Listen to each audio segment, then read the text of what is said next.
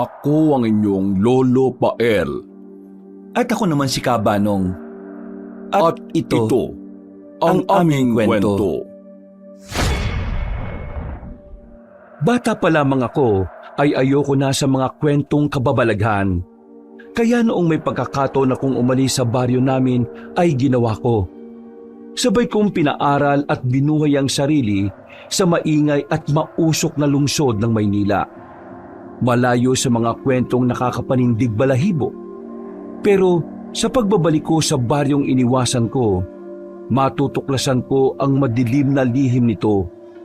Akala ko simpleng pag-uwi lang yon. Pero ang totoo, yung pala ang simula ng isang kwento magpapabago ng pananaw sa buhay ko. Ako si Luna. Kabanong, mga kabangers at mga kayanggaw. Ito ang aking kwento.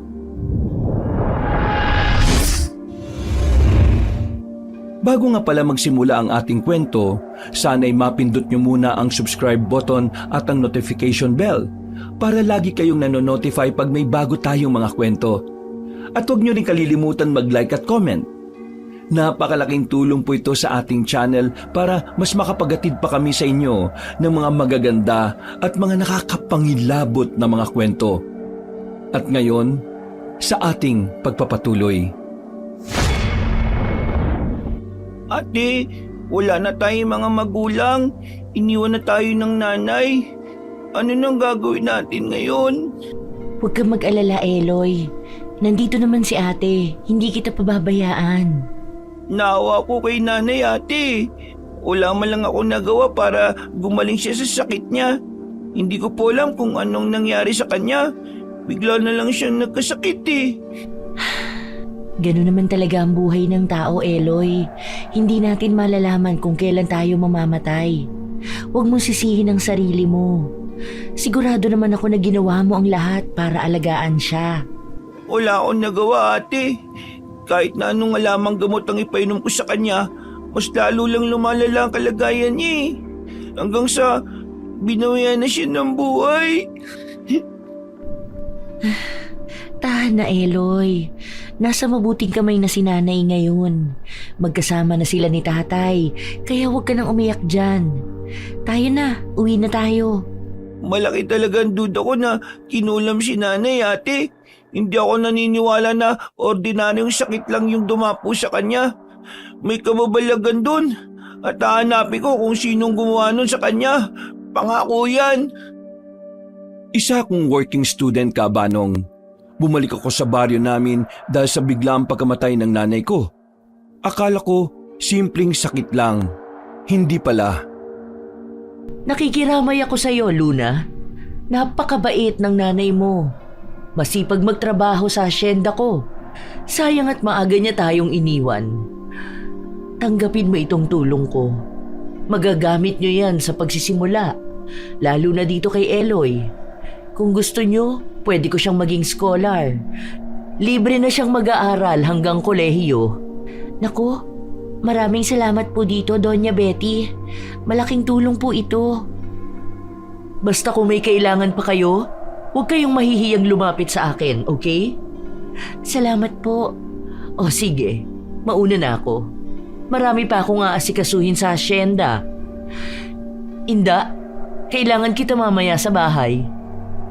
Pupunta po ako, Doña Betty. Hey, nako. Napakabait talaga ni Madam. Kaming lahat sa asyenda swerte sa kanya. Oo nga po, mabuti at nagbigay siya ng tulong.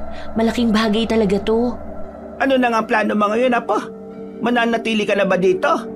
Babalik po ako ng Maynila at isasama ko si Eloy. Doon na kami titira. Paano itong bahay natin, ate? Ibebenta natin yun para may baon tayo sa paglipat natin sa Maynila. Nandoon na kasi ang buhay ko, Eloy. Nag-aaral ako at nagtatrabaho kaya hindi pwedeng hindi ako bumalik. Sayang naman ang bahay niyo, Luna. Kung ibebenta niyo lang. Pamana pa naman yun ng nanay niyo. Bakit hindi na lang kayo rito manatili? Total may eskwelahan naman dun sa bayan. Malapit lang dito. At libre lang din ang pag-aaral ni Eloy, sabi ni Doña Betty. Ayoko po dito sa baryong ito, Lola Inda. Hindi ko gusto ang mga tao rito. nawiwirdohan po ako sa kanila. Saka, masyadong tahimik dito. Nasanay na kasi ako sa maingay na syudad. Abay, bakit naman? Wala namang iba sa kanila. Natural lang yan sa mga taga-baryo kapag may bagong mukha silang nakikita. Parang nahihiya ang tagal mong hindi nakabalik dito. Ilang taon ka na rin ba sa Maynila? Nasasayangan ako sa bahay, ate. Pero gusto ko rin dun sa maingay na lungsod. Gusto ko ng kaibigan na taga Maynila eh. Ay nako, kabilin-bilinan pa naman ng nanay nyo na huwag kayong pabayaan. Paano na yan kung hindi ko kayo kasama? Oh, may sinabi po bang ganyan si Nanay La? Oo, bago siya nalagutan ng hininga, ay yun talaga ang sinabi niya. Na ako na ang bahala sa inyong dalawa. Siyempre, matalik kong kaibigan ng lola ninyo. Kaya nasabi niya yon. Kaya pag-isipan mo yan, Luna, kung aalis ka ba talaga. Nakapag-decide na po ako, La. Pasensya na po talaga. Pero mas makakabuti talaga sa aming magkapatid na sa Maynila na tumira. Huwag kang magpadalos-dalos. Pag-isipan mo muna. Mahirap mabuhay sa malalaking lungsod. Dito, mas magaan ang buhay dahil marami naman kayong tanim. Mas maraming oportunidad sa Maynila, Lola. Saka, gusto ko na hindi kami maghihiwalay ni Eloy. Nag-iisa ko lang siyang kapatid. Hindi naman pwede na iiwanan ko siya dito. Huwag po kayong mag-alala, La. Bibisita pa rin naman ako dito paminsan-minsan. Siyempre, ito ang lugar ni Nanay. Umuwi ako sa baryo namin para ayusin ang paglibing ni Nanay. Hindi ako makapaniwala na bigla na lang itong nagkasakit at sa loob ng 3 araw ay binawian na kagad ng buhay. Nagluluksa man pero kailangan kong tatagan ang aking sarili para sa nakababata kong kapatid na si Eloy. Pag-uwi namin galing libing ay inimbitahan ko si Lola Inda para magmerienda muna at para magkwentuhan. Matagal-tagal din akong nawala. Mahigit 5 taon. Hanggang sa napadpad ang usapan namin sa... La, wala po ba kayo napapansin sa mga tao ngayon dito sa baryo natin? Wala naman akong napansin sa kanila. Bakit? May kakaiba ka bang napansin? Medyo kakaiba po kasi ang ikinikilos nila eh. Parang hindi nila ako kilala. Saka parang wala sila sa sarili. Kaya nagtataka ako. Hindi naman sila ganyan nung umalis ako rito eh. Ay nako, hayaan mo na lang. Baka may mga problema lang ang mga yun kaya nakakaganon. Hindi ba, Eloy? Po? Ano po? Ay, baka nga po ganun, La. Alam nyo, may dala kong katas ng kalamansi. Baka gusto mong subukan ito, Luna. Maganda ito sa katawan. Maraming sakit ang nalulunasan ng katas na ito. Ito inumin mo, Luna. Sigurado kong magugustuhan mo ang lasa niyan. Sariwang katas yan galing pa mismo sa asyenda ni Doña Betty. Naku, La, nag-abala pa talaga kayo. Nakakahiya naman. Pero maraming salamat po dito. Iinumin po namin ni Eloy mamaya. Medyo busog pa po kasi kami. Ay siya, aalis na muna ako at may aasikasuhin pa ako doon sa lupain ng Doña. Bibisita ulit ako rito. Ipapatikim ko naman sa'yo yung masarap kong kakanin. Basta, aasahan ko na titikman nyo yung katas, ha? Sige po, La. Mag-iingat po kayo palagi, ha? Salamat po sa pagsama sa amin doon sa libing ni Nanay. Ay naku, wala yon. Para ko na rin kayo mga apo dahil kaibigan ako ng lola at nanay nyo. Natural lang na aalagaan ko rin kayo magkapatid. Walang ibang nagpunta sa libing ng nanay ko kundi sina Lola Inda at Doña Betty lang. Ang Doña kasi ang may-ari ng malaking asyenda dito sa amin at halos lahat ng tao dito sa baryo namin ay sa kanya nagtatrabaho. Nang makalis na si Lola Inda, ay inihanda ko na ang hapunan namin. Tinulungan ako ni Eloy at doon niya sinabi na dapat ay itapon ko raw ang katas ng kalamansi na binigay ni Lola Inda. Ate, itapon niyo po yung katas na yan. Huwag niyo pong iinumin yan. Ha? Bakit naman? Ayaw mo ba sa kalamansi? Ako na lang ang iinom. Maraming benepisyo ito sa katawan natin, Eloy. Parang hindi naman kasi katas ng kalamansi yan, ate. Iba po ang amoy. Malansa. Parang amoy patay. At saka, yan po yung pinapainom ni Lola Inda kay nanay kaya nagkasakit yun eh. Anong amoy patay ba yung sinasabi mo? Kalamansi ito. Ikaw talaga kung ano-ano yung naiisip mo. At walang problema kung iinumin ito ni nanay. May sakit siya kaya kailangan niya ng mga katas ng prutas para lumakas. Kaso nga lang, hindi na kinaya ng katawan niya. May duda kasi ako ate na nilaso ni Lola Inda ang nanay kaya ito biglang nagkasakit. Araw-araw kasi umiinom si nanay yung katas na yan eh. Palagi siyang dinadala ni Lola. Hindi ka pa ba nakatry uminom nito? Hindi pa po. Pinipilit po talaga ako ni Lola kaso ayoko po talaga sa amoy niya. Amuin mo ate, para maniwala ka. Buksan mo yung takip ng botelya. Hindi ko alam kung paniniwalaan ko ba ang mga sinabi ni Eloy Cabanong. Pero nang buksan ko ang botelya, ay halos masok ako sa amoy nito. Dumiretso ako sa lababo para sumuka. Naghalo ang amoy ng kalamansi sa amoy ng patay na tao. Alam ko ang amoy ng patay dahil isa akong nursing student. Parang hinalukay ang sikmura ko at inilabas ko ang lahat ng pagkain na kinain ko. Ate, ayos ka lang ba? Ito pong tubig para maimasmasan kayo. Ang baho! Ano ba yan, Eloy? Akala ko ba katas ng kalamansi yan? Bakit parang katas yata ng patay yan? Ay, yan nga yung sinabi ko po sa inyo eh. Na huwag niyong inumin yan dahil duda talaga ako na hindi yan kalamansi. Hindi naman ako ignorante para hindi malaman ng amoy ng kalamansi eh. Hindi talaga. Hindi naman ganyan ang amoy ng kalamansi. Ang sabi pa ni Lola, fresh daw yan galing sa hasyenda ni Doña Betty. Kaya kahit kailan ay hindi talaga ako umiinom yan. Kahit na pinipilit ako minsan ni nanay at ni Lola Inda.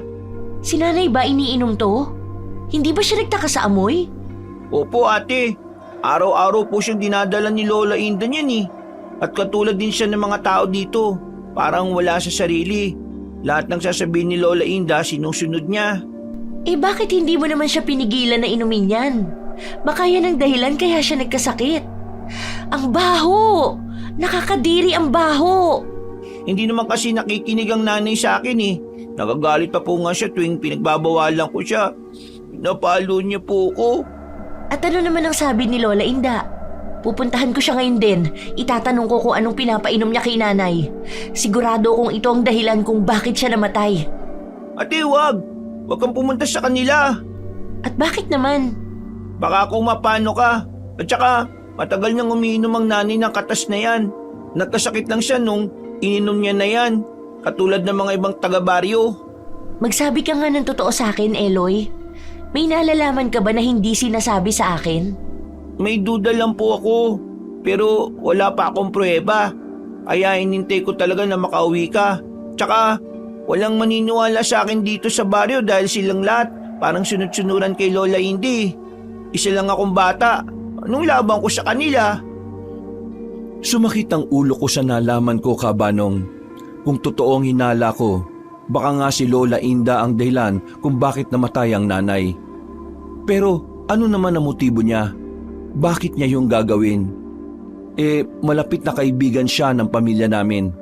Kaya nagdesisyon ako na puntahan siya sa bahay niya kinaumagahan. Hindi ko mahintay na makausap siya kaya maaga akong umalis sa bahay. Ate, mag-ingat ka ha. Bumalik ka kagad. Kapag hindi ka nakabalik kagad, pupuntahan kita doon. Huwag ka mag-alala. Mag-iingat ang ate. Saka hindi naman ako makikipag-away kay Lola Inda. Matanda na yun, baka makarma pa ako. Kakausapin ko lang siya tungkol dyan sa katas ng kalamansi. At itatanong ko sa kanya bakit ganyan ang amoy. Baka may iba pa siyang hinalo kaya malansa ang amoy. Basta balik kayo kagad ate ha.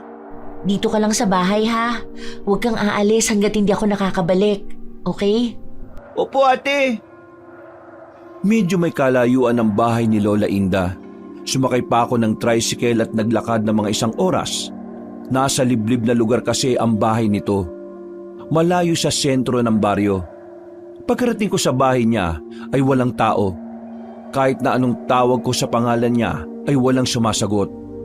Isang matandang dalaga si Lola Inda.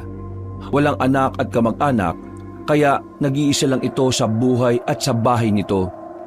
Naglakas na ako ng loob na pumasok sa loob kahit walang tao. Lola Inda, si Luna po ito. Nandito po ba kayo? Lola, tao po. Papasok na po ako ha. Baka nakatulog kayo at hindi naririnig ang pagtawag ko. Kahit na anong tawag ko ay wala talagang tao sa loob. Maliit lang ang bahay ni Lola gawa sa kawayan, sawali at yero ang bubong. Umupo muna ako sa sala at hinintay siya ng ilang minuto. Pero lumipas na lang ng 2 oras ay hindi pa rin siya dumarating. Aalis na sana ako nang makita ko ang kusina niya. Nagimbal ako sa mga nakita. Ang baho ng kusina niya. Maraming balat ng kalamansi ang nagkalat sa basurahan at marami din botelya na may laman na kulay dilaw na likido. Doon ko nakita ang mga kakaibang gamit niya at alam ko na kagad kung ano ang mga yon. Mga kasangkapan ng isang mangkukulam. Naalala ko kagad ang mga kwento ng lola ko nung bata pa ako. Napagtanto kong isa palang mangkukulam si Lola Inda. Sa tagal ng panahon na kilala ko siya, mula bata pa lang ako, ay ni sa hinagap hindi ko akalain na mangkukulam pala siya. Binalot ako ng takot sa mga nakita. Ang lakas ng tibok ng puso ko habang isa-isa kong tinitingnan ang mga gamit doon. Hanggang sa may nagsalita sa likuran ko. Luna, apo, ay mabuti naman at napadalaw ka. Kanina ka pa ba? La? Nandito po ba kayo? Oo, bakit nauutal ka? Anong nangyari sa'yo? Tinatanong kita, Luna. Bakit parang naging estatwa ka na dyan? Lola Inda, isa po ba kayong mangkukulam? Bakit may mga ganito kayo? Saka, ang baho po ng kusina niyo. Bakit mo naman natanong yan? Ngayon mo palang ba alam? Matagal mo nang ginagawa ito? Mahigit 5 dekada ko na itong ginagawa, Luna. Pero ang tatanga kasi ng mga tao sa paligid ko, hindi man lang sila naghinala sa akin. Iyang mga kalamansi, hindi yan totoong katas ng kalamansi. Ano ang mga yan? At bakit mo sila pinapainom niyan? Katulad ka rin pala ng kapatid mong si Eloy. Masyadong maraming tanong. Ang tigas-tigas pa ng ulo. Ayaw sumunod sa mga matatanda. Kaya ayun, tinuruan ko ng leksyon. Leksyon? Anong ibig mong sabihin? Hindi mo ba talaga naiintindihan? Dahil sa kapatid mo ay namatay ang nanay mo. Ayaw uminom nitong mga katas na gawa ko kahit na anong pilit ko. Ang kulit pa dahil minsan na rin yung pumuslit dito. Sakit sa ulo ang batang yon. Gusto siyang ampunin ng Doña Betty pero nagmamatigas. Ayan tuloy, napatay ko ang nanay niyo. Wala kang kasing sama. Ano bang kasalanan namin sa inyo? Tinuring ka namin na parang tunay na lola. Napaka-traidor niyo. Hindi ko hiningi na ituring akong pamilya. Bakit ang nanay ko pa? Huwag ka mag-alala. Isusunod ko kayong magkapatid. Sana hindi ka nalang bumalik dito. Dahil dito ka na mamamatay. Mga pakialamero kayo! Dapat sa inyo kinukulong. Isusumbong ko kayo sa pulis. Makikita nyo, mabubulok kayo sa bilangguan dahil sa mga ginawa nyo. Sigurado akong marami ka pang biktima. Tinatakot mo ako, Luna? Ilang dekada ko na itong ginagawa. Kahit kailan ay hindi ako nahuhuli dahil bago pa man sila makapagsumbong, tigok na sila! May isa demonyo kayo. Mabuti na lamang at binalaan ako ni Eloy na huwag iinumin yung katas ng kalamansi na dala mo. Hindi kalamansi yun. Anong nilagay mo doon? Hindi mo na kailangang malaman dahil mamamatay ka naman. Etong sayo, pakialamera! Hindi ko napansin ang biglang pagkilos ni Lola Inda. Bigla na lamang siyang may hawak na punyal at sinaksak ako. Mabuti na lang at mabilis akong nakailag. Pero nadaplisan ako sa pisngi. Pinahid ko ang dugo at inihanda ang sarili ko sa muli niyang pag-atake. Aba, magaling ka ring umilag ha? Pero hindi ka makakalabas ng buhay dito sa bahay ko. Napakasama niyo po! Paano niyo nagagawang manakit ng kapwa niyo? Wala akong pakialam sa kapwa ko. Kahit apo ka pa ng kaibigan ko, papatayin kita kapag ikaw ang haharang sa mga plano ko. Hetong saya, mamamatay ka na! Hindi niyo ako mapapatay! Masama ka! Hindi magwawagi ang mga masasama! Matanda na si Lola Inda. Nasa edad 60 na pero ang bilis niya pa rin kumilos. Bawat atake niya ay nagagawa ko namang ilagan pero minsan nasusugatan niya ako. Malakas siya para sa isang matanda. At masyado ko siyang minaliit na kaya ko siyang talunin. Wala akong alam sa pakikipaglaban kaya ang ginawa ko lang talaga ay umilag sa kanya at nag-isip kung papaano ako makakatakas sa kanya.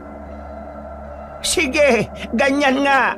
Tumakas ka ngayon. Pero hindi ka makakalis dito sa baryong ito. Kayong dalawa ng kapatid mo ang isusunod ko sa hukay. Subukan mo! Ang akala mo siguro iiyak lang ako at manginginig sa takot. Nagkakamali ka ng binangga. Pagbabayaran mo ang ginawa mo sa nanay ko! Walang lingon-likod akong tumakbo ng mabilis. Umalingaw-ngaw ang kanyang nakakapangilabot na tawa habang papalayo ko sa lugar na yon. Medyo hapon na. Malapit ng dumilim kaya mas binilisan ko pa ang pagtakbo para makarating na kagad sa bahay. Pero ganun na lang ang gulat ko nang makita kong may isang tricycle na humarang sa daan. Sakay nito ay isang lalaki na may nakasabit na itak sa baywang nito. Naalerto kagad ako. Napaatras. Kumuha ko ng bato para gawing sandata kung sakali. Sino ka? Bakit ka nakaharang dyan sa daan? Inaabol ka ba, miss? May sugat ka at mukhang takot na takot ah. Sagutin mo ako! Tinatanong kita! At bakit nandyan yung tricycle mo sa daan? Umalis ka dyan! Nagmamadali ako! Mukhang malapit ng dumilim mo. Hindi ka makakauwi sa inyo kapag inabutan ka ng dilim dito sa daan. Tara, sakay na. Ihahatid na kita. Nagpapatawa ka ba? Hindi kita kilala at wala akong tiwala sa mga tao dito sa baryong ito. Kaya umalis ka na dyan, kundi ibabato ko to sa ulo mo! Sasakay ka ba o iiwan na kita dito para makain ka ng mga aswang? Aswang? Anong aswang ang sinasabi mo? Walang aswang dito sa lugar namin kahit na medyo weirdo ang mga tao. Pero hindi sila aswang. Okay, sabi mo eh. O sige, aalis na ako. Kawawa ang kapatid mong si Eloy kung magiging pagkain ka lang na aswang. Kamamatay lang ng nanay niyo tapos sumunod naman pa yung ate niya. Teka, sino ka ba? Bakit kilala mo ang kapatid ko? At bakit alam mo ang tungkol sa nanay ko? Ay nako, Baste. Tawagin mo na lang akong Baste. Isa rin ako sa mga nakatira dito sa baryo. Huwag ka mag-alala, hindi ako aswang o mangkukulam katulad ng Lola Inda mo. Sakin na, madilim na oh. Hindi na ako nakapag-isip pa, Kabanong. Nagmamadali akong sumakay sa tricycle ni Baste at pinaharurot niya ito. 5:00 na ng hapon, papalubog na ang araw. Hindi ko alam kung nagtitrip lang o totoo ba ang mga sinasabi niya, pero kinabahan na rin ako at baka may aswang nga. Matagal ka na ba dito sa baryo? Hindi kita kilala. Bagong salta ka ba? Matatawag mong bagong salta nga, pero mga 2 taon na akong naninirahan dito sa baryo niyo. Ganun ba? May alam ka ba tungkol kay Lola Inda? Bakit alam mo mangkukulam siya? Wala siyang sinabi sa amin kahit noon. Kakaiba itong baryo niyo. Maraming kababalagan dito. Kaya nga dito ako tumira para exciting eh. Bakit? Para saan? Ano ka ba? Reporter ka ba? Hindi ako reporter, pero marami akong alam tungkol sa mga kulam at aswang. Trabaho ko yan. Pero mamaya na lang tayo mag-usap. Bibilisan ko muna itong pagdadrive ko. Kailangan din magamot yung mga sugat mo. Galing sa punyal na mangkukulam yan, di ba? Oo, bakit? Anong meron sa punyal? Ay, Diyos ko, nalilito ako. Hindi ko alam na ganito ang dadatnan ko dito sa baryo. May laso ng mga punyal na mga mangkukulam. Kailangan magamot yan sa lalo madaling panahon. Ha? Lason? Huwag ka mag-alala. May gamot ako dyan. Nang makarating kami sa bahay ay kagad kong hinanap si Eloy. Nakahinga ako ng maluwag nang makita ko siyang nagluluto ng hapunan sa kusina. Ala ate, Ano po nangyari sa inyo? Bakit may mga sugat at pasa po kayo? Eloy, si Lola Inda. Bakit ate? May nangyari bang masama kay Lola Inda? At bakit niyo po kasama si Kuya Basti? Magkakilala kayong dalawa? Siyempre po, taga dito din si Kuya Basti eh. Hindi nga lang masyadong nakikita kasi minsan nawawala siya ng ilang araw o linggo. Maganda ka na mainit na tubig at planggana, Eloy. Gagamutin natin tong sugat ng ate mo bago pa man kumalat yung laso ng punyal. Teka, mag-init muna ako ng tubig ah. May ka muna ate. Namumutla po kayo yo. Kuya, ano ba kasi nangyari? Nakabahan po tuloy ako. Baka kung ano mangyari sa ate ko ah. Ayos lang ang ate mo. Hindi naman mapanganib yung laso na yun. Pinahiga ko ni Eloy dahil nanlalabo na ang paningin ko at nahihilo na ako. Ang huli kong naalala ay ang natatarantang boses ni Eloy bago ko nawala ng malay ng gabing yun. Nagising ako kinaumagahan na dahil sa ingay sa labas. May nagsisibak ng kahoy. Paglabas ko, si Basti pala yun. Pawis na pawis ito sa ginagawa. Habang si Eloy ay kumakain ng pinya sa gilid, pinapanood ng ginagawa ni Basti. Oh, gising ka na pala. Kumusta ng pakiramdam mo? Ate, mabuti naman at nagising ka na. Nag-alala ako ng gusto sa iyo kagabi. Bigla na lang po kayong nawalan ng malay. O kala ko namatay na kayo eh. Ano bang nangyari? Ang sakit ng ulo ko. Teka, bakit may mga sugat ako? Nakakalimutan mo na kaagad. Di ba muntikan ka na dun kay Aling Inda? Hindi mo naalala? Kahapon yun. Nakita kitang tumatakbo kaya pinasakay kita. Ate, yung mga sugat mo, nilinisan ni Kuya Basti. Mabuti na lang may gamot siya sa mga lason. Kaya siguro nawalan ka ng malay kahapon. Tama, naalala ko na. Walang hiyang matanda yun. Napakasama niya. Muntik na niya akong mapatay. Kung hindi ako nakatakas, siguradong nasaksak na niya ako. At kung hindi kita tinulungan, panigurado nakalibing ka na sa bakuran niya. Ano ba kasi nangyari ate?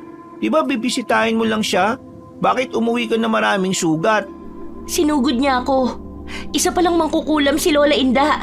Siya mismo ang umamin sa harap ko. Hindi ako makapaniwala. Sa tagal ng panahon, wala man lang nakadiskubre sa lihim niya. Kaya patuloy siyang naghahasik ng lagim. Ang mga mangkukulam kasi, magaling silang magtago. Gumagamit sila ng mga orasyon, halamang gamot, para itago yung kanilang amoy. May amoy ang mangkukulam? Yung amoy ng patay? Hindi, pero alam ng mga albularya at babaylan ng amoy nila, kaya nagtatago sila. Sinabi ko na nga ba ate? May duda talaga ako sa kanya eh. Mabuti na lang at nakaligtas ko sa kanya. Maraming salamat sa iyo Kuya Basti ha. Ngayong alam niyo ng sikreto niya, ano na plano niyo? Teka, alam mo na ba namang kukulam siya? Bakit hindi mo sinabi sa kapatid ko? E di sana nailigtas pa ang buhay ng nanay ko. Oo, alam ko na. Matagal na ako nagmamatsyag sa kanya. Kaya hindi ko sinabi dahil kulang pa yung mga impormasyon na nakalap ko. Tsaka ayokong makailam muna dahil sigurado akong ako magiging punteriya niya kapag nalaman niyang nagmamanman ako sa lugar niyo. Ano ka nga ba ulit? Ipaliwanag mo nga. Naguguluhan ako eh. Ang daming nagaganap, parang nalilito ang utak ko. Ate, ito na pong mainit na kape oh. Pinagtimpla ko po kayo. Tsaka, ito po oh, may pandesal. Salamat Eloy. Pasensya ka na ha. Medyo loser si ate ngayon. Hindi naman po. Nabisyo nyo nga yung sikreto ni Lola Inday. Hindi po loser yun. Babalikan niya ako. Nasisiguro ko yun. Hindi yun titigil hanggat hindi ako napapatay. May sa demonyo ang matandang yun. Akala ko pa naman ang bait niya dahil kaibigan siya ni Lola. O ano, magpapaliwanag na ba ako? Teka nga muna. Dito ka ba natulog kagabi? Bakit nandito ka ang aga-aga pa? Oo, dito nga ako natulog kagabi. Bakit? Hindi ba pwede? Ginumot naman kita. May sinabi ba ako na hindi pwede? Ang sungit mo naman. Pero salamat sa pagligtas mo sa akin. Wala yon. Bilang isang tagatugis ng mga aswang, tungkulin ko na iligtas ang lahat ng tao. Walang pinipili, basta nangangailangan ng tulong ko. Tagatugis ng aswang? Akala ko ba isa kayong dating sundalo, kuya? Oo, tama ka. Dating trabaho ko, sundalo. Pero umalis ako at naging tagatugis ng aswang. Anong ginagawa mo doon sa lugar ni Lola Inda kahapon? Nandun ka ba para magmanman? Parang gano'n na nga. Kaya lang nakita kitang dumating. Kaya naghintay na lang ako. Ibig sabihin ba, kakampi ka namin? Baka naman spy ka ha? Nagpapanggap ka lang. Ate, Masisisi niyo ba ako? Yung matanda na akala kong mabait dahil kilala ko siya simula pagkabata. Yun pala isang mangkukulam. Siya pa pumatay sa nanay ko. Paano ako magtitiwala dito sa bagong salta na ito? Hindi ko naman to kilala. Eloy, tigasin pala itong ate mo no? Niligtas ko na nga sa kamatayan, pinagdududahan pa ako. pasensya ka na po, Kuya Basti. Okay lang yun, Eloy. Pero ang totoo, oo, kakampi niyo ako. Alam kong wala kayong alam tungkol sa mga aswang at kababalagan kaya pwede kayo magtanong sa akin. Parang hindi naman kapanipaniwalang kakampi natin tong taong to. Pinapaikot lang yata tayo nito eh. Saka, dito pa talaga natulog sa bahay ko? Paano kung isa ka pala sa kampo ni Lola Inda? Ay, naku naman. Siya na nga ang niligtas ko, siya pa itong galit. Sana, hindi na lang kita ginamot eh. Paniguradong naaagnas na yung mga sugat mo. Alam mo ba, kung gaano katapang yung laso na nasa punyal ni Aling Inda? Ha? Aba, ang yabang mo naman. Hindi porkit iniligtas mo ako, ganyan ka na magsalita. Naninigurado lang ako. Ayoko maloko ulit. Mahirap na magtiwala ngayon, no? Aray ko, sumakit lalo ulo ko dito sa lalaking to. Sorry na, okay? Naintindihan ko naman yun. Natutuwa nga ako dahil ikaw lang ang nakita kong matapang dito sa badyong to eh. Pwede ba wag na po kayo mag-away? Kailangan po natin magplano. Anumang oras pwedeng bumalik dito si Lola Inda. Kasi itong ate mo, Eloy, masyado matapang. Nagmamalasakit na nga lang yung tao eh. Pwede ba tumigil ka na? Oo, ito na. Tatahimik na. Duda talaga ako sa Basti na yon, Kabanong. Pero sabi naman ni Eloy, mapagkakatiwalaan daw yon dahil hindi ito umiinom ng katas ng kalamansi ni Lola Inda. Nang araw na yon ay pinaliwanag ni Basti sa amin kung ano talaga ang nangyayari sa baryo namin. Pinakita niya rin sa amin ang mga sandata na panlaban sa mga aswang. Ang astig nyo, Kuya Basti. Kung nasabi niyo po noon na isa pala kayong tagatugis, siguro matagal na kayong pinag-initan ni Lola Inda. Kaya nga nag-iingat ako. Pero nakita niya na yata na pinasakay ko itong si Luna kahapon eh. Nagdududa na yun ngayon. Ano bang plano? Dapat may gawin tayo. Sino ba talaga ang mastermind nitong lahat? Yung ibang mga pabaryo natin parang zombies na yung kilos nila. Lalo na yung nakatikim ng katas. Minsan nga nakita ko si Mang Gusting eh. Inaampas niya ng bato yung sariling ulo niya. At si Aling Tori, kinakain niya yung mga damo sa bakuran niya. May lupain si Doña Betty doon sa may kanluran na bahagi nitong baryo. May nakapaskil na no entry. Bawal lang hindi tauhan. May mga bantay. Duda ko may nagaganap doon. Ano nga ang gagawin natin? Ikaw naman itong maraming alam, kaya ikaw na lang din ang magplano. Tuturuan ko kayo kung paano gumamit itong mga sandata ko laban sa mga aswang.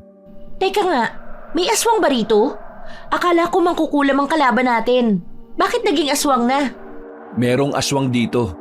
Po, merong aswang dito sa baryo? Sigurado ka? Baka naman imahinasyon mo lang yan. Nasobrahan ka na yata sa kape. Eloy, itong ate mong sama ng ugali no? Nagtatanong lang ako. Baka kako nasobrahan ka kasi kung ano-ano nang sinasabi mo. Mamaya na kayo mag-away, kuya. May aswang ba talaga dito? Alam ko, dahil ramdam ko sila.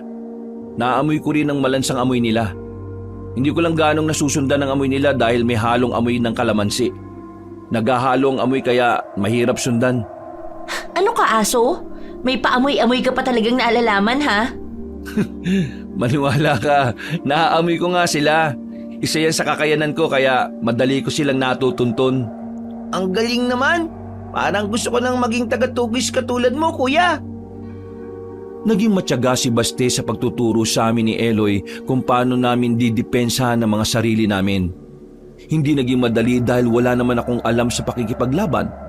Pero sa tuwing naiisip ko si nanay ay nagpupuyos ng galit ang puso ko. Mas lalo akong naging pursigido na matuto para mapuksa ko sila kung sino man yung mga masasamang tao na naghahasik ng lagim sa baryo namin. Hindi madali, masakit sa katawan at takalilito pero kinakaya ko. Gusto kong ipagiganti ang pagkamatay ni nanay. Sumasakit ang puso ko tuwing naiisip ko na hindi man lang niya nailigtas ang sarili sa mga masasamang balak ni Lola Inda. Araw-araw niya kaming tinuturuan hanggang sa kabisado na namin ni Eloy ang mga galaw ni Baste. Magaling siya magturo kaya tuwang-tuwa si Eloy sa kanya. Binahagi niya rin sa amin ang mga kaalaman niya tungkol sa mga aswang at mangkukulam. Doon ko napagtanto na malawak pala talaga ang mundo. May mga bagay pala na hindi natin aakalain na totoo pala. Hanggang sa isang gabi, nagimbal kami sa nasaksihan namin. Ate, Kuya Baste, lumabas kayo, bilisan nyo. Tingnan nyo sila oh. Eloy, bakit ang ingay? Ano yun? O bakit Eloy? Anong meron? Tingnan nyo yung mga tao, ate. Nakakatakot sila. Papunta sila sa direksyon na yun oh. May dalang planggana na hindi ko alam kung ano laman eh. Tapos, hindi ko maintindihan yung mga sinasabi nila. Tinuro ni Eloy ang mga taong papalapit sa amin. 6:00 na ng gabi at lumulubog na ang araw. Nanindig ang mga balahibo ko habang nakatitig sa mga taga-baryo na tila nagpoprosesyon. Wala silang dalang ilaw. Tila nasa ilalim sila ng hipnotismo. Naglalakad sila na wala sa sarili habang bitbit ang mga planggana na may lamang dugo. Umaalingaso sa buong lugar ang masangsang nitong amoy. Hala, ano nangyayari sa kanila? Ang baho naman ang dala nila. Eloy, Luna, pasok kayo dali. Isara nyo na maigi ang pinto at mga bintana. Huwag niyong bubuksan hanggang sa hindi ako bumabalik. Teka, saan ka pupunta? Iiwan mo kami rito? Bakit? Takot ka na mawala ako? Hindi nagtatanong lang kung saan ka pupunta. Kuya, sama ako sa iyo. Dito ka lang Eloy, samahan mo ang ate mo. Babalik din kagad ako. May kukunin lang ako sa bahay. Saglit lang ito. Kagad na pinaandar ni Baste ang tricycle niya at pinaharurot.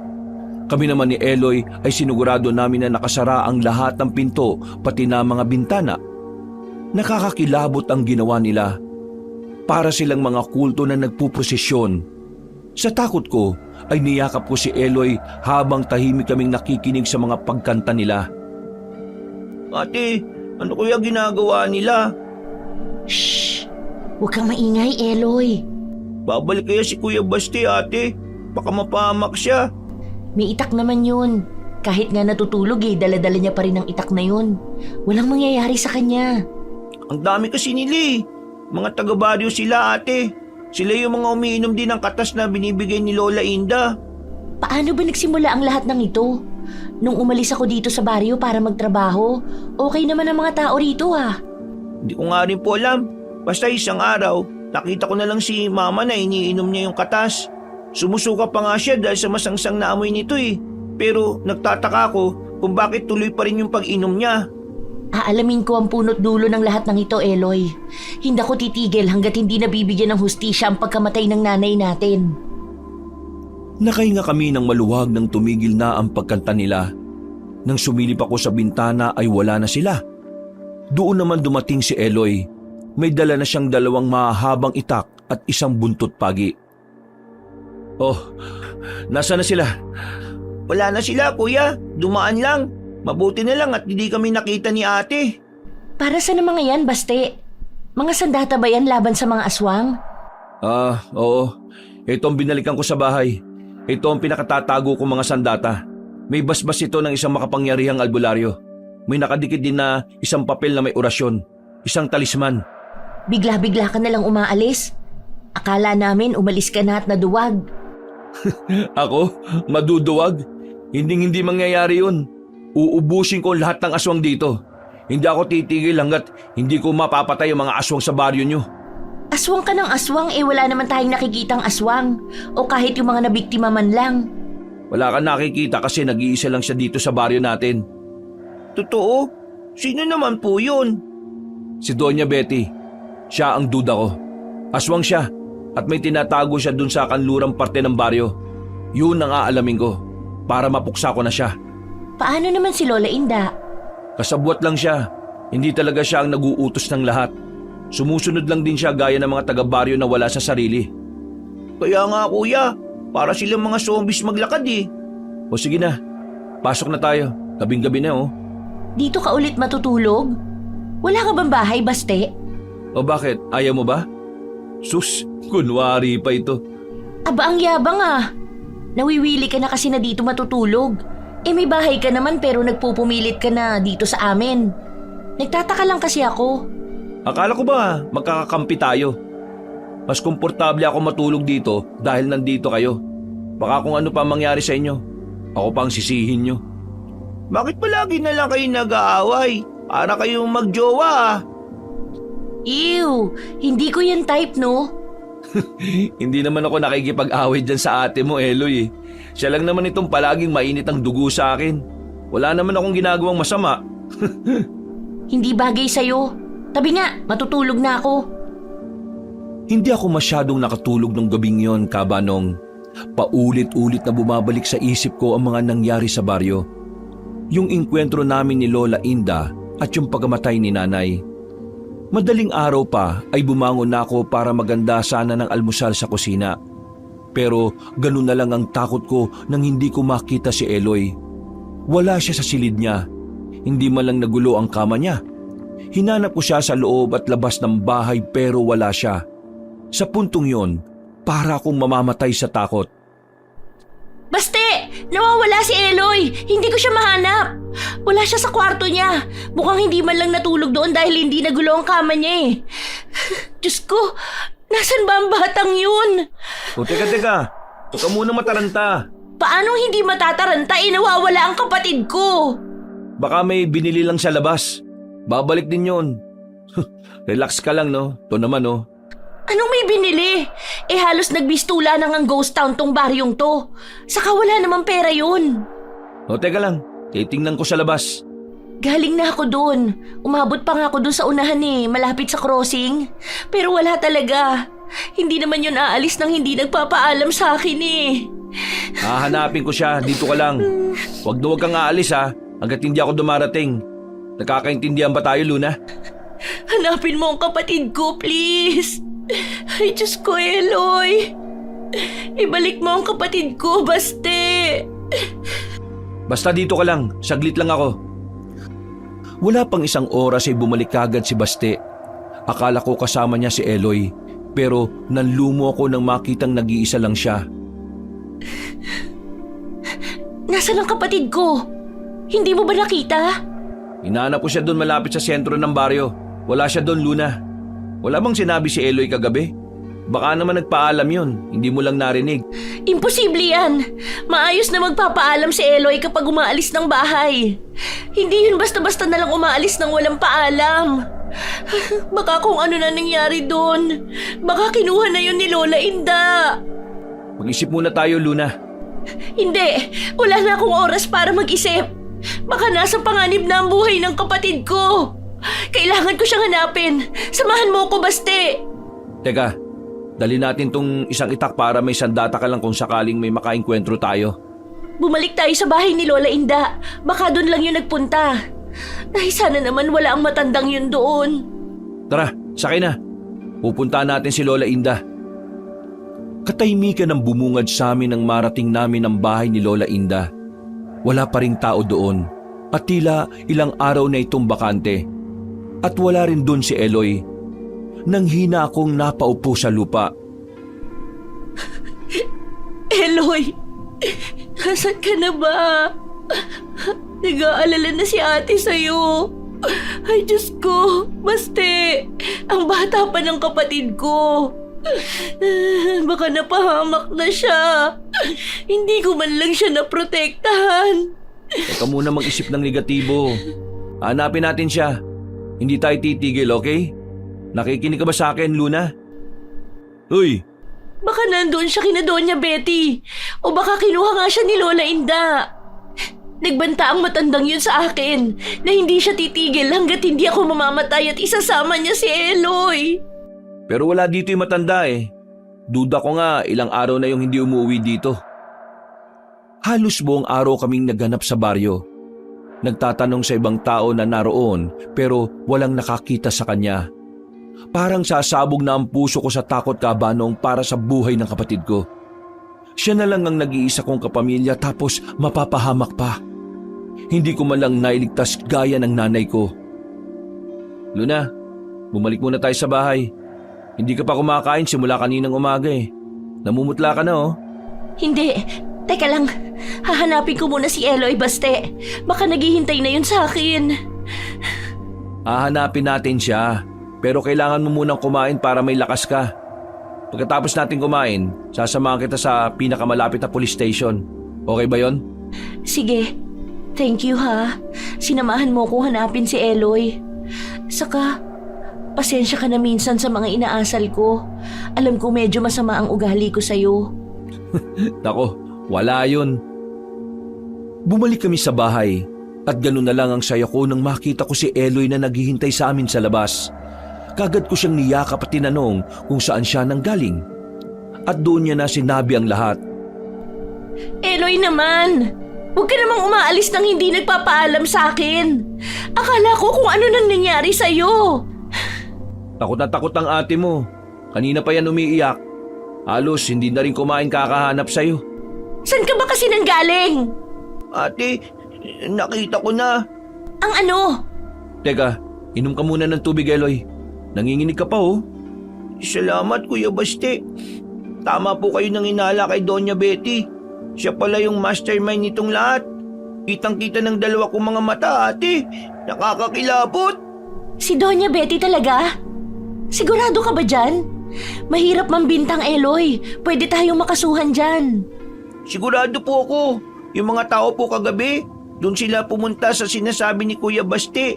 Yung lupa ni Doña Betty na bawal pasukan ng ibang tao. Nandun silang lahat, ate.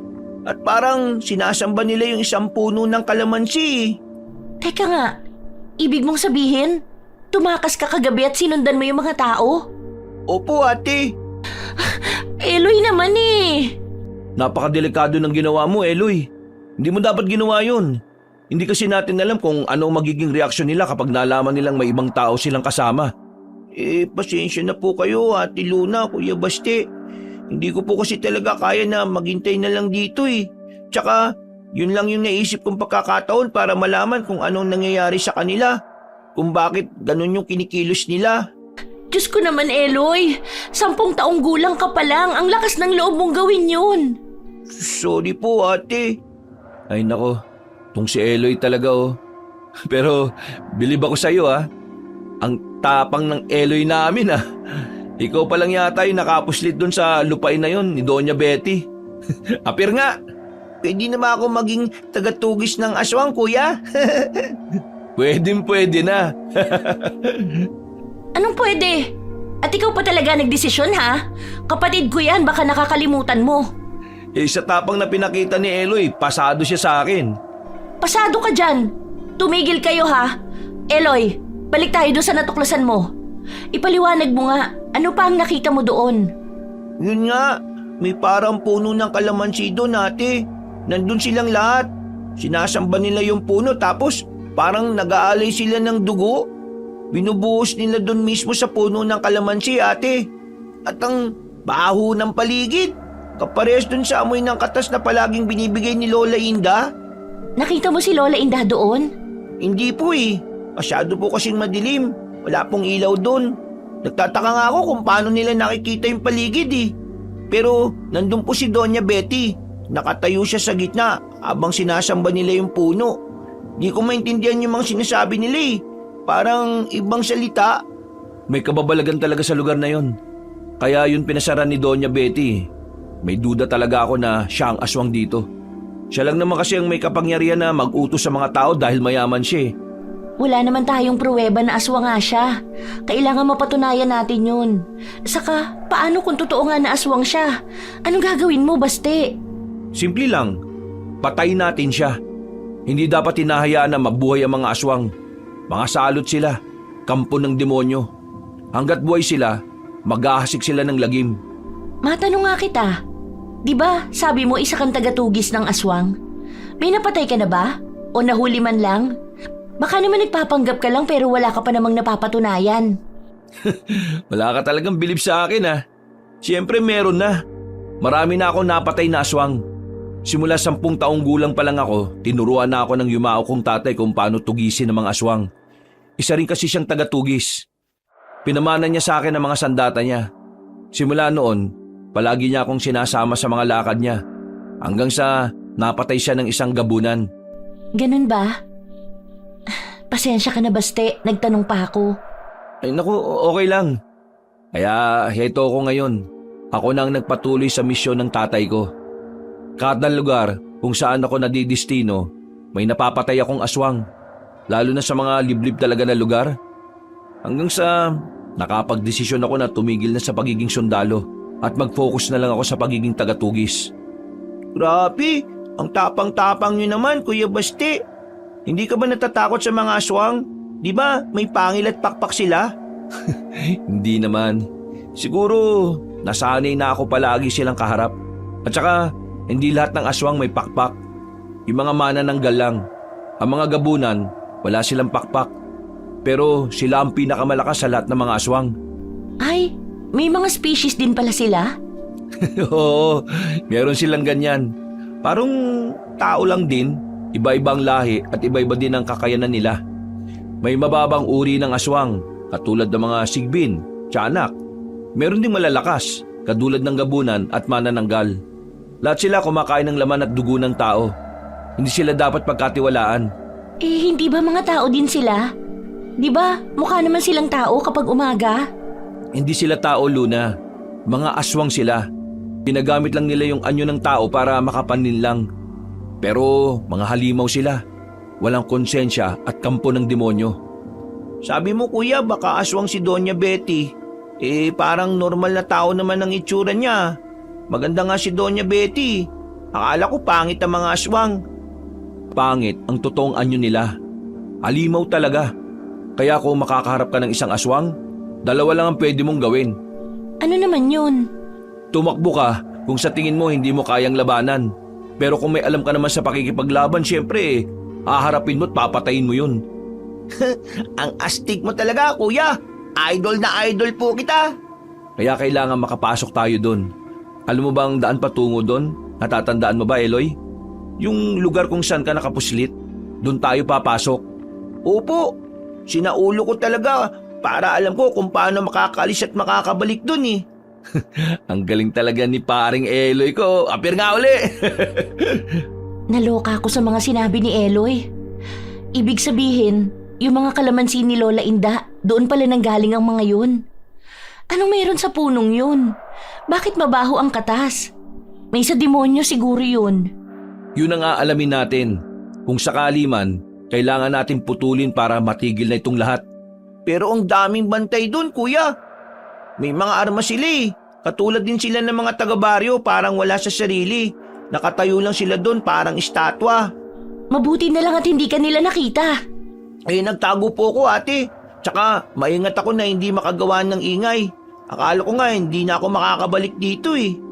Ikaw talagang bata ka. Huwag na huwag mo nang gagawin yan sa susunod Maliwanag ba?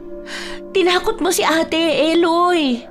Pangako, ate. Hindi ko na po ulitin yun. Ano na ang plano? Lulusubin natin sila?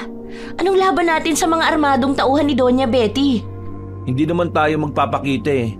E di patay tayo kapag nakita nila tayo. Tahimik natin papasukin yung lungga ng mga demonyong yun. Tumatala ba ang dasal sa kanila? Pag nagdasal ba ako ng ama namin, matatakot din ba ang mga aswang? Oo naman. Pero para sa akin, mas mabisa ang mga sandatang to. Lalo na kapag marami sila. Hindi naman pwedeng luluhod ka na lang doon tapos magdarasal. Kailangan natin silang patayin talaga. Kasi kapag nagdasal ka, tatakbo lang sila paalis. Hindi rin mamamatay. Kung ganun, baka mabisa din pala itong mga holy water ko. Papatayin dapat ang mga aswang. Kaya itong itako ang gagamitin mo, Luna. Eh yung sa akin po, Kuya Basti, anong sandata naman po yung gagamitin ko? Wala, maiiwan ka dito sa bahay, Eloy. Masyadong delikado doon sa pupuntahan natin. Eh sino magtuturo ng daan? Si Eloy lang naman ang nakakalam kung saan siya nakapasok. Ha? Ibig sabihin isasama natin siya? Ayoko! Baka kung ano pa mangyari sa atin doon. Hindi naman natin alam kung anong klaseng halimaw ang naghihintay sa atin. Mas delikado kung may iwan si Eloy dito. Wala siyang kasama. Kung babalik si Lola Inda mo, anong laban niya? Kasama ako, ate. Di naman ako magiging pabigat eh. Gusto ko pong makita si Kuya Basti na pakipaglaban dun sa mga kampo ng demonyo. Basta ha, wag kang aalis sa tabi ko, maliwanag ba? Diyos ko, ano ba itong napasukan namin? Akala ko simpleng libing lang ng nanay lang ang pupuntahan ko dito sa baryo. Nagiging combat ground pa laban sa mga aswang at mangkukulam. Eloy, halika. May papakita akong sandata sa'yo. Tsak, magugustuhan mo ito. Talaga po? Pwede ko po ba yung gamitin? Buong araw ay nagplano si Baste kung ano ang gagawin namin. Tinuruan niya kami kung paano gamitin ang mga sandata na dala niya. Ang balak niya ay alamin ang totoong pagkatao ni Doña Betty at putulin ng puno ng kalamansi. Hindi ko pa rin talaga lubos maisip na nangyayari pala talaga ang ganoong klaseng kababalaghan sa mundo ng tao. Simula kasi pagkabata ay ayoko sa mga ganoong bagay. Paulit-ulit kasi na ipinapaalala ng lola ko noon ang tungkol sa mga mangkukulam. Hindi ako naniniwala at narindi ako sa mga pinagsasasabi niya, kaya naisipan kong mamasukan at mag-aral sa malaking syudad para iwasan ang ganong klaseng buhay. Pero mapaglaro ang tadhana. Binalik niya talaga ako dito sa baryo. Hinintay namin na sumapit ang gabi bago kami umalis patungo doon sa lupain ni Doña Betty. Pero ang hindi namin inaasahan ay ang pagbisita ni Lola Inda sa bahay namin. Ate, nandito si Lola Inda. Lola Inda, Luna, apo ko. Kumusta ka na? Ang sugat mo magaling na ba? Mukhang hindi ka man lang tinabla ng punyal ko ah. Eloy, pumasok ka sa loob at isara mo ang pinto. Ihanda mo mga sandata natin. Marami siyang kasama. Sandata? Aba, nakahanap kayo ng kakampi ha? Sinasabi ko na nga ba may kakaiba sa yung lalaki ka. Sa tindig mo pa lang alam ko na kagad kung ano ang pakay mo. Napakasama nyo. Pinagkatiwalaan kita, Lola Inda. Bakit mo nagawa sa amin ito? Bakit mo nagawa yun sa nanay ko? Wala ka bang konsensya? Konsensya? Ano ba yan? Hindi ko alam kung ano yan Pasensya ka na, Luna, apo ha. Pero wala ako niyang tinatawag mong konsensya. Ang meron lang ako ay kasamaan. Akala ko mabait ka. Isa ka palang mangkukulam. Traidor! Alam mo, hindi naman kasi dapat na mamatay ang nanay mo. Sa katunayan gusto ko siyang maging kakampi ko. Kaso, itong walang kwenta mong kapatid ang kontrabida sa mga plano ko. Huwag mong isali ang kapatid ko. Bata lang si Eloy. Mas matamis ang dugo ng mga musmos, Luna. Mas sariwa at mabango. Hindi ka pa ba nakakatikim ng dugo ng isang bata? Abay, sobrang tamis! Walang iya pala itong matandang to ha? Pati mga bata dinadamay pa. Paborita ko sila. Mga inosente, walang bahid ng kasalanan. Mas malinamnam. Umanda ka, tanda. At tapusan mo na ngayong gabi. Baka akala mo palalampasin ko yung pinagsasasabi mo? Ang dapat sa'yo, mamatay! Subukan mo! Kung kaya mo ang mga kasama ka! Doon ako nagimbal nang makita ko mga taong kasama ni Lola Inda. Nasa likod niya ang mga taga-baryo at may dala silang mga itak, punyal at iba't ibang klaseng sandata. At ang mga mata nila ay kulay puti. Nakatayo lang sila doon na tila naghihintay ng utos. Ang dami nila! Siyempre, di ba sinabi ko na sa'yo, Luna, na hindi kita titigilan? Akala mo ba'y nagbibiro lang ako, apo ko? Huwag mo akong tawaging apo! Hindi kita lola! At wala akong lola na mangkukulam! Isang utos ko lang sa kanila at sabay sila ay sabay-sabay kayong papatayin. Makakatakas ka pa kaya, Luna? Hindi mo sila kaya! Anong ginawa mo sa kanila? Bakit ganyan sila? Simple lang naman ng tao, Luna. Bigyan mo lang ng kaunting pera, tutulungan mo lang sila at ang isusukli nila sa'yo ay katapatan. Naging matapat sila dahil may utang na loob sila sa Donya at sa akin. Kaya isang utos ko lang na inumin nila ang katas. Sumusunod kagad sila. Si Doña Betty? Ha? Sinasabi ko na nga ba? Humanda talaga kayo mga kampo na kadiliman sa akin. Uubusin ko kayong lahat para hindi na kayo makapagasik ng lagim. Isa kang tagatugis, hindi ba? Kaya pala, hindi mo talaga ininom ang mga katas ka. Pwe! Sino ba yung baliw na iinom ng mabahong kalamansi mo? Siguradong mas matutuwa ang donya sa akin kapag nahuli kita, tagatugis. Daming satsat. Laban na! Pero hindi mo kayang patayin ang mga taga-baryo, hindi ba? Mga tao sila. Mga kaibigan at kapitbahay mo lang sila. Ang sama mo naman kung papatayin mo sila. Tama siya, Baste. Mga kapitbahay pa rin natin sila. Ang iba dyan kakilala natin. Hindi natin sila pwedeng saktan. Mabuti naman at naintindihan mo yan. Ngayon, kayo ang mamamatay. Patayin niyo ang mga walang kwentang yan!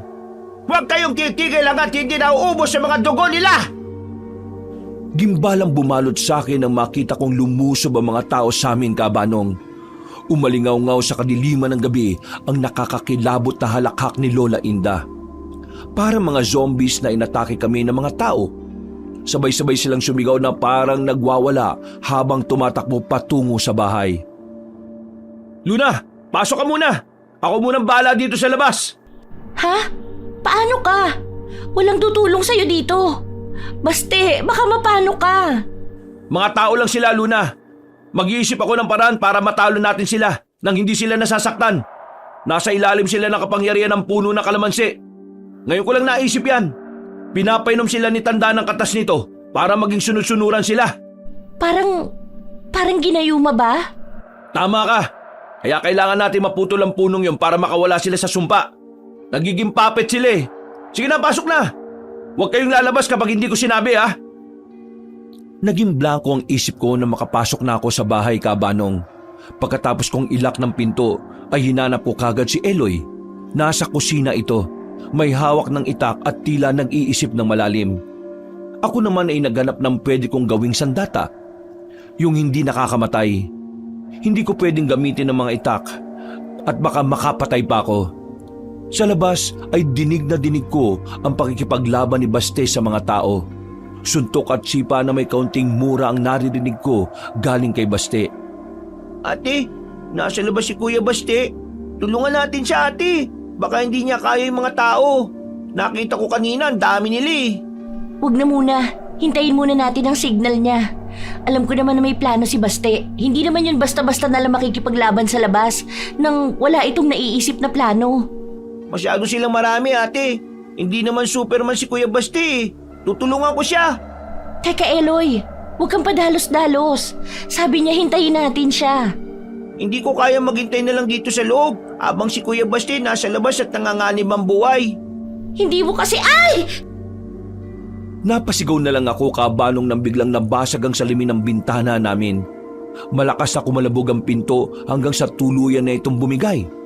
Nakapasok sa loob ng bahay namin ng mga tao at inatake kami.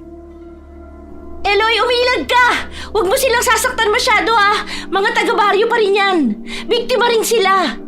Ate, ano nang gagawin natin? Hindi natin sila kaya. Hindi naman tayo mandirigma katulad ni Kuya Baste eh. Sa likod! Sa pinto ng kusina! Bilis! Takbo! Hindi ko alam kung nasaan na si Baste. Ang tanging nasa isip ko lang ay ang makatakas kaming dalawa ni Eloy. Sinira na nila ang bahay namin. Mabuti na lang at nakalabas kagad kami. Doon namin nakita si Baste na si Lola Inda ang kalaban. Maliksi ang matanda. Kasing liksi din siya ni Baste kaya nahihirapan itong talunin si Lola Inda. Ibang-iba na ang itsura ni Lola. Mukha na talaga itong halimaw. Mas lalong naging kulubot ang kanyang balat pero mas lumaki ang katawan niya. Nawala na ang pagkakuba nito. Ate, ang mga tao, nasa likod na natin sila. Anong gagawin natin? Hindi ko rin alam, Eloy. Tumakas na kaya tayo? Hindi naman kasi natin kaya. Mamamatay lang tayo. E paano na si Kuya Baste? Hindi natin siya pwedeng iwan dito, ate. Nang tingnan ko muli si Baste, ay may sugat na ito sa braso at bewang. Dumudugo at nanghihina na rin ito. Ang hina naman pala ng tagatugis na ito. Hindi mo nga ako kaya. Paano na lang ang Doña Betty? Siguradong pupulbusin ka ng kapangyarihan nito. Hindi ba tayo tapos, Tanda? Huwag ka muna magdiwang. Hanggat nakatayo pa ako, hindi kita uurungan. Baste, may sugat ka na. Tumakas na tayo. Kaunting galos lang ito. Malayo sa bituka. Hindi mo ako mapapatumbas sa simpleng sugat, tanda. Hindi mo ako kilala. Ang yabang-yabang kahit malapit ka nang mamatay. Sa bagay, diyan naman kayo magaling, hindi ba? Sa pagyayabang. Pero sa totoo, wala talaga kayong mga kwenta. Kaya dapat sa inyo mga tao, pinapakain sa mga halimaw. Puro kayo yabang. Mga mahal kong taga-baryo, nakikita niyo ba itong tatlong ito? Tapusin niyo na sila ngayon din! Ilang segundo lang ay lumitaw na naman sila. Parang kumikilos lang talaga sila kapag inuutusan ni Lola Inda. Luna, Eloy, takbo! Sumunod kayo sa akin! Tumakas na tayo! Malalim ang sugat mo, Baste. Ang daming dugo. Kailangan mo magamot. Mauubusan ka ng dugo niyan. Wala to! Huwag mo na akong isipin, tara na! Mga duwag! Akala nyo makakaligtas na kayo kapag tumakas kayo? Hindi matatapos ang gabing ito na hindi kayo mapapatay! Mga sagabal kayo sa plano namin ni Doña Betty! Babalik ako, tanda! Hindi pa tapos ang laban natin! Hindi ka magwawagi, tandaan mo yan! Ha? Libreng mangarap! Pero may kabayaran ang kayabangan mo! Patayin sila! Wala na akong ibang iniisip kundi ang makatakas sa lugar na yon, Kabanong. Hindi namin alam kung saan kami pupunta. Walang ibang tao sa baryo. Yung iba'y nagtago na. Hindi din kami pwedeng humingi ng tulong sa kanila at baka madamay pa ang mga pamilya nila. Ang buong akala namin ay katapusan na talaga namin ng gabing yon. Pero bigla na lamang lumitaw ang hindi ko inaasahang nilalang. Ni sa panaginip ay hindi ko akalain na makakakita ako ng ganung kalaki na nilalang. Akala ko sa mga kwentong pambata ko lang sila mababasa. Totoo pala sila. Humarang siya sa gitna ng daan, sa pagitan namin at ni Lola Inda. Parang pinoprotektahan niya kami. Baste, ano yan? Halimaw din ba yan? Ala, ang laki niya. Parang ano yan? Kapre? Ha? Kapre? Oo, isang kapre nga yan. Ang laki pala nito sa personal. Ngayon lang ako nakakita ng totoong kapre. Kamangha-mangha. Grabe, ang laki niya. Pero, anong ginagawa niya? Bakit hinaharangan niya si Lola Inda at ang mga tao? Parang pinoprotektahan niya tayo, ate. Baka kakampi siya. Hindi tayo sigurado dyan. Mga laman lupa ang mga kapre. May iba sa kanila mababait. Meron ding mapaglaro at maraming masasama. Ang dami ng kababalaghang nangyayari dito sa atin. Una, may mangkukulam, may aswang at mga taong parang zombie. Ngayon naman isang kapre. Mas magulo pa to sa traffic ng Maynila eh. Napatras kami nang biglang lumingon ng kapre sa amin at gumisi ito bago humarap ng tuluyan. Tiningnan kami nito isa-isa bago magsalita.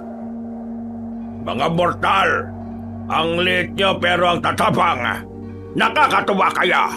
Pinahangan nyo ko ngayong gabi. Kaya may gantimpala kayo para sa inyong katapangan. Hala, at nagsalita pa. Marunong ka magtagalog? Dito ko lumaki sa lugar nyo. Natural na marunong ako ng wika ninyo. Nakakatuwa ka, mortal. Ako nga pala si Ambo. At tama kayo, isa nga akong kapre.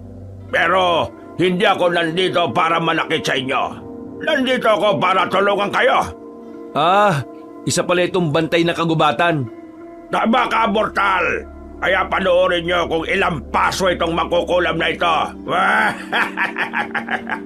Masagal na akong nagtitimpi sa ugali na matandang ito. Ha? Akala mo naman kaya mo ako. Kainin mo itong lason ko, kapre! Isa kong immortal mangkukulam. Walang talab sa akin ang mga lason na gawa ng tao. Tanging makakatalo sa akin ay ang mga kapangyarihan ng mga dewata. Mas mabilis ang kilos ni Lola Inda pero malakas ang bawat tampas at suntok ni Ambo. Sa tuwing matatamaan si Lola Inda ay halos mawalan ito ng ulirat hanggang sa hindi na ito makatayo. Nakahandusay na ito sa lupa, hindi makagalaw at sumusuka ng dugo. Dapat sana ay makaramdam ako ng awa sa matandang halos lola ko na rin ang turing ko. Pero sa mga puntong yon, Kabanong, gaan ang dibdib ang nararamdaman ko. Para akong nabunutan ng tinik sa dibdib sa isiping mamamatay na si Lola Inda at mabibigyan na ng hustisya ang pagkamatay ng nanay ko. Pinahid ko ang luhang tumulo at hindi na tumingin sa katawan niyang naghihingalo. Nalagutan din ng hininga si Lola Inda at naging abo ang kanyang katawan. Ang mga tao na nasa ilalim ng kapangyarihan niya ay isa-isang nagising. Wala silang maalala at nagimbal sila sa mga hawak nilang sandata. Habang si Ambo naman ay akmang aalis nang pigilan ko siya. Ambo, sandali lang! Kausapin muna kita! Aba, hindi ka ba natakot sa akin, mortal? Gusto ko lang magpasalamat sa'yo. Kung hindi ka dumating, baka napatay na kami ni Lola Inda. Masyado siyang malakas at ginamit pa ang mga tao para saktan kami. Hindi mo kailangan magpasalamat sa akin. Dapat pasalamatan mo yung sarili mo. Ha? Bakit naman? Ikaw tong tumulong sa amin. Tumulong lang ako dahil sa'yo. Bakit nga? Wala naman ako ibang ginawa kundi tumakbo. Nakikita ko ang busilak ng puso mo, mortal. May malasakit ka sa kapwa mo. Mabait ka at hangad mo ikabubuti ng mga tao. Yun ang dahilan kung bakit pinili kong tumulong. Hindi ako basa-basa nagpapakita sa mga mortal na katulad mo dahil takot kayo sa mga kagaya kong kapre. Pero ramdam ko ang kabutihan sa puso mo. O sige na, alis na ka. Teka lang, may itatanong pa sana ako. Ano naman yan? May alam ka ba tungkol sa puno ng kalamansi doon sa lupain ni Doña Betty? May kakaiba raw sa punong yun. Ang isinumpang puno ng kalamansi? Paano namin yun mapuputol? Sigurado ako na may alam ka. Mas matagal kang naninirahan sa kabundukan. Alam kong alam mo ang sagot. Tulungan mo kami, Ambo. Kailangan matigil na ang kasamaan ni Doña Betty. Maraming tao na ang nadadamay. Simple lang naman ang gagawin para maputol yon. Kailangan nyo lang ng basbas ng diwatang si Kasia. Dahil lalamunin ka ng punong yon kung wala kang basbas ng isang diwata. Makapangyarihan si Kasia. Poprotektahan ka ng basbas niya. Saan ko ba pwedeng mahanap ang diwata na yan? Sa kagubatan. Ang laki ng kagubatan dito. Paano ko siya hahanapin? Di ba mga espiritu naman sila? Hindi mo siya kailangang hanapin. Siya mismo ang magpapakita sa'yo kung pipiliin ka niya. Walang lingon-likod na umalis si Ambo. Hindi na nagpaalam. Tumakbo na lang ito patungo sa direksyon ng kagubatan hanggang sa hindi ko na siya nakita. Bumalik kami sa bahay ng gabing yon at inayos namin ang mga nasira. Ginamot ko din ang sugat ni Baste. Daplis lang yon at hindi naman malala. Hindi mawala-wala sa isip ko ang sinabi ni Ambo. Ang diwata mismo ang magpapakita sa akin. Ibig sabihin, hihintayin mo na magpakita ang diwata sa'yo. Kailan naman yon? Hindi na tayo pwede mag-aksaya ng panahon, Luna. Puputulin natin ang punong yon sa lalo madaling panahon. Kuya, sabi ng kapre hindi pwede dahil lalamunin ka ng puno kapag walang basbas galing sa isang diwata. Totoo kaya yung mga sinabi niya? Para kasing ang hirap kung maghihintay na lang tayo, di ba? Bawat segundo mas lalong lumalakas ang puno at ganon din si Doña Betty. Yan nga ang sinasabi ko. Patuloy na lumalakas ang punong yon araw-araw dahil nag-aalay sila ng dugo. Pinapakain nila. Ewan ko ba kung anong nasa punong yon? Ano kaya ang kapalit ng pagpapakain ni Doña Betty doon? Baka kapangyarihan. Or baka naman gusto niya maghari dito kaya niya yun ginagawa. Sigurado ko, alam na ng Donyang nangyari kay Lola Inda. Mas mahirap kalaban si Doña Betty. Haharapin natin siya. Yun lang ang tanging paraan. Di ba siyang nagpoprotekta ng puno? Kapag natalo natin siya, wala nang pipigil sa atin na putulin yun. Kaya uunahin natin ang Donya. Tama ka. Bukas ng gabi, haharapin natin siya. May basbas man o wala galing sa diwata, puputulin natin ang puno para matapos na ang kasamaan nito. Sigurado ka, ate? Hindi ka ba natatakot na lamunin ng puno? Huwag ka mag-alala, Eloy. Magiging okay din ang lahat. Magtiwala lang tayo. Mas naniniwala ako na mananaig ang kabutihan laban sa kasamaan. Sige na, magpahinga muna tayo para may lakas tayo bukas. Bandang 6:00 ng hapon ay nagsimula na kaming umakyat. Madilim, umaambon at malamig ang simoy ng hangin. Mas lalong lumalakas ang kaba ko. Kung ano man ang mangyayari pagdating namin doon, ay bahala na ang Diyos sa amin. Ang tanging hangad ko lang talaga ay wakasan na ang kasamaan ni Doña Betty at para tuluyan ng mabigyan ng hustisya ang nanay ko. Ulan pa yata, Kuya Basti. Sana makarating na tayo dun bago bumuhos ang ulan. Sana talaga hindi umulan. Mukhang mahirap ang daan patungo doon eh. Dito ka ba dumaan, Eloy? Opo, tandang-tanda ako talaga. Bilisan na lang natin. Matalino talaga yung si Doña Betty. Sinigurado niya talaga na masasakop itong malawak na lupain para hindi basta-basta malalapitan ng mga tao. Sa tingin mo, ate, makakasalubong kaya natin dito yung diwatang sinasabi ng kapre? Hindi ko alam, Eloy. Sana lang magpakita na siya. Pero kung hindi naman, tuloy ang misyon. Hindi ako aatras kahit na walang basbas galing sa kanya. May pinagmanaan naman pala yung katapangan mo, Eloy. Etong ate mo, ang tapang-tapang. Ba syempre, magkamukha pa nga kami ni ate. I-recruit kaya kita bilang tagatugis. Dami mong alam. Bilisan mo na nga lang dyan. Naglakad pa kami hanggang sa narating namin ang kinaroroonan ng sinasabi nilang sinumpang puno ng kalamansi. Napapalibutan ito ng mga tao, yung mga zombie na wala sa sarili. At sa gitna ay naroon si Doña Betty. Nakasuot ng itim na bestida at nakangisi sa amin. Alam niya paparating tayo. Naganda pa talaga ang halimaw. Yari. Oo nga, nakakatakot ang ngisi niya. Teka, bakit parang may pangil siya? Aswang talaga siya, no? Tama talaga hinala ko eh. Siya ang aswang sa lugar na ito. Matagal na panahon na siyang nag-aasik dito. Tahimik lang ang mga galaw niya kaya hindi nalaman ng mga tao. Ang talino. Sa wakas, nakarating din kayo sa muntikong paraiso. Kumusta naman ang paglalakbay nyo? Nakakatuwa naman kayo. Naghirap talaga kayo para lang makarating dito? Gusto nyo bang mag-alay sa mahiwagang puno? Itigil mo na ang kasamaan mo, Doña Betty. Magbago ka na. Pakawalan mo ang mga tao para makauwi na sila at sumuko ka na. Teka ate, aswang yan si Doña Betty. Hindi yan magbabago. Masama yan kasi kampon talaga yan ng demonyo. Tama ka, Eloy. Mabuti pa itong batang ito at nakakaintindi pa. Kaya gustong-gusto ko siyang ampunin eh. Magiging masunurin sana itong ampon. Kaso nga lang ayaw pumayag ng walang kwentang ina ninyo. Kaya ayun, pinapatay ko siya kay Inda. Ha? Pero nasa na yung mangkukula mong tauhan? Patay na rin. Okay lang. Tapos ko naman siyang gamitin eh. Napainom niya ng katas ng kalamansi ang buong baryo. Yun lang naman ang ambag niya. Wala nang iba. Napakasama niyo talaga! Kahit kailan hindi ka magwawagi! Walang masama ang magtatagumpay! Lahat sila natatalo ng kabutihan! Tingnan na lang natin. Sa tingin niyo ba ay kaya niyo akong talunin? Isa akong gabunan, mga hangal! Malakas ang lahi ko. Hindi ako ordinaryong aswang tulad ng mga nakakalaban niyo! Malakas ka nga, pero kakampi namin ang kagubatan. May diwata at mga kapre dito. Sila ang nagbigay ng lakas sa amin na talunin ka. Gamit ang mga orasyon at talisman ng tatay kong tagatugis, wawasakin kita. Etong sayo, halimaw! Gamit ang buntot pagi at mahabang itak, sinugod ni Baste si Doña Betty.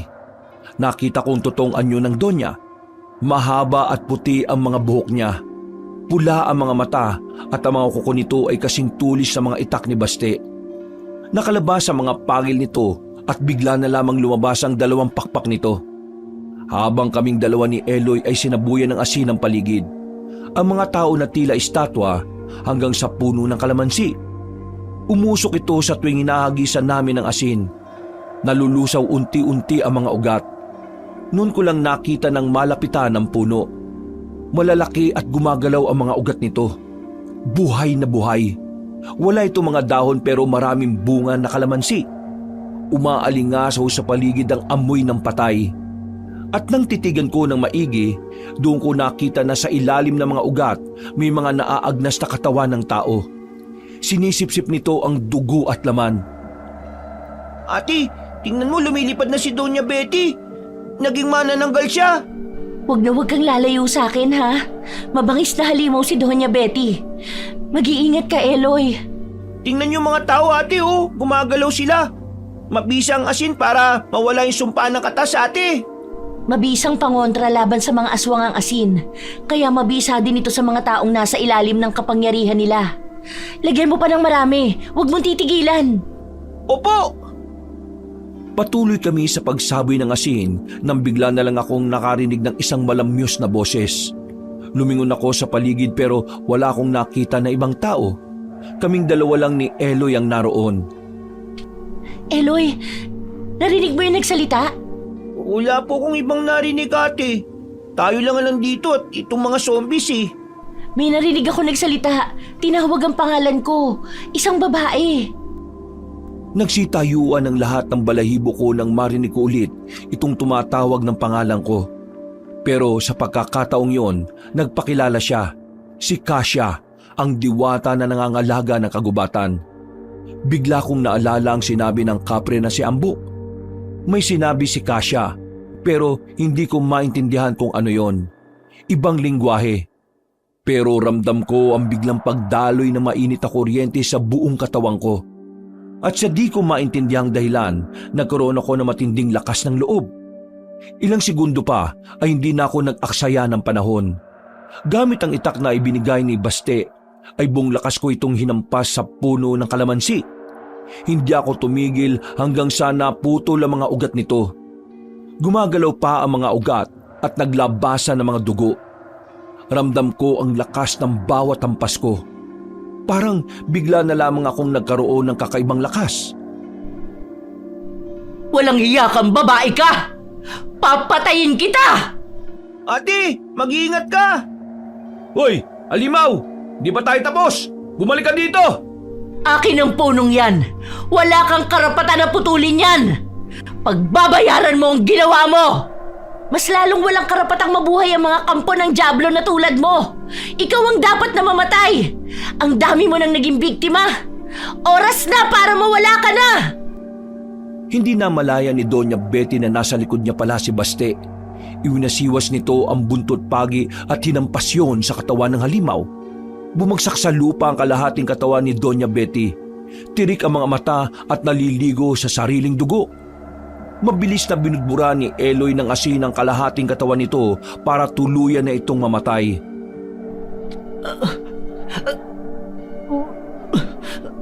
Babalikan ko kayo. Magbabayad kayo. Mamamatay ka na! Hindi ka na makakabalik pa, halimaw! Para sa lahat ng mga naging biktima mo at para sa mga taong ginawa mong alipin at sa nanay ni Luna at Eloy, etong sayo! Pagod na pagod akong bumagsak sa lupa, kabanong. Nagsimulang tumulo ang mga luha ko. Hindi dahil sa takot o galit, dahil alam kong tapos na ang lahat. Sa wakas, nabigyan ko rin ng hustisya ang pagkamatay ng nanay ko. Ang mabait at mapagmahal kong nanay. Makalipas ng 1 linggo, ay unti-unti nang bumalik ang sigla ng baryo namin. Ang mga taong nahulog sa gayuman ni Lola Inda ay hindi makapaniwala sa nangyari. Wala silang maalala at malaki ang pasasalamat nila dahil sa wakas ay nakawala na din sila sa sumpang yon. Ang puno ng kalamansi ay putol na. Natuyo na ang ugat nito at wala na rin ang masangsang na amoy na nanggagaling dito. Para masiguro na hindi na ito mabubuhay muli ay sinunog namin ang puno. Si Basti naman ay nagpaalam na sa amin. Aalis na ito sa baryo dahil tapos na raw ang misyon nito. Na hindi naman niya sinabi kung ano ba talaga. Habang kami naman ni Eloy ay nag-iimpake dahil pupunta na kaming Maynila at doon magsimulang muli. Saan ba kayo sa Maynila? Malay mo, mapadpad ako ron. Pupuntahan ko kayo. Yan ang address ko. May number na din yan para makatawag ka kung sakaling mapadpad ka nga. Masaya ako na nakilala ko kayong dalawa ni Eloy, Luna. Ang matatapang at mababait kong kaibigan. Maraming salamat talaga sa'yo, Baste. Sa mga tulong mo. Dahil sa'yo, nawakasan na ang kasamaan ni Doña Betty at naibalik ang kapayapaan dito sa baryo. Nangako naman si Baste na tatawag siya paminsan-minsan para kumustahin kaming dalawa ni Eloy.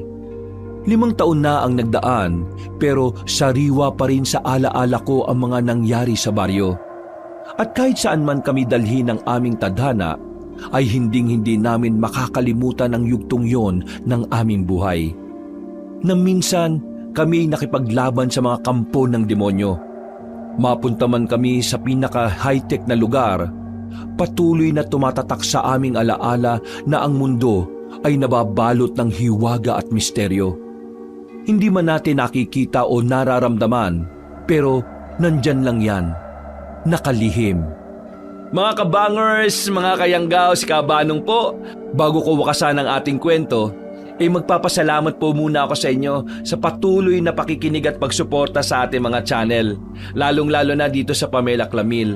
Sa mga hindi pa po nakakapag-subscribe, sana po mapindot nyo po yung subscribe button at yung notification bell para lagi po kayong nanonotify pag may mga bago kami mga videos. At syempre, huwag nyo rin pong kalimutan na mag-comment at mag-like dahil napakalaking bagay po ito, napakalaking tulong po sa ating channel. Ngayon, kung medyo nabitin po kayo sa kwento natin, iniimbitahan ko po kayo na bisitahin rin yung iba po nating mga channel. Katulad na lang po ng mga kwento ni Kabanong. Doon po, maganda rin yung mga kwento doon, mas mahaba at meron rin pong music and effects. At kung medyo bitin pa rin kayo, meron rin po kaming bagong-bagong channel, yung Kabanong version 2.0, kung saan meron na pong images na gumagalaw doon at naka-music and effects na rin po. Kaya mas maganda, pwede po kayong nanonood habang nakikinig or pwedeng nakikinig rin lang kayo. Kaya huwag niyo pong kalimutan na mag-subscribe rin doon dahil nagsisimula pa lang po ang channel natin na yon. Sana ay makasama namin kayo sa unang 100,000 subscriber ng channel na yon. Asahan po namin ang pagsuporta nyo.